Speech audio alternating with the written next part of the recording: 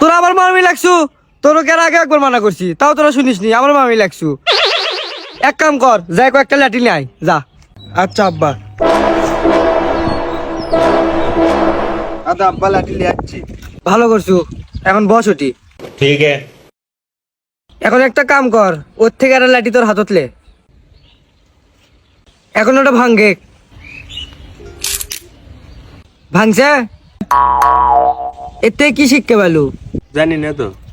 এর থেকে শিক্ষা হচ্ছে, তুই যদি একলা থাকিস তাহলে তোকে যে কেউ ধরে ভাঙ্গে ফেলে দিবি, আর তোরা দুই ভাই যদি একসাথে থাকিস তাহলে তো করে কেউ কিছু শিখতে পারবি না। আর তোর যদি এটা বিশ্বাস না হয় তাহলে এক কাম কর, সব লাঠি হাতত লে। ठीक है समझ गया। এখন এটা ভাঙ, দেখ কি হয়।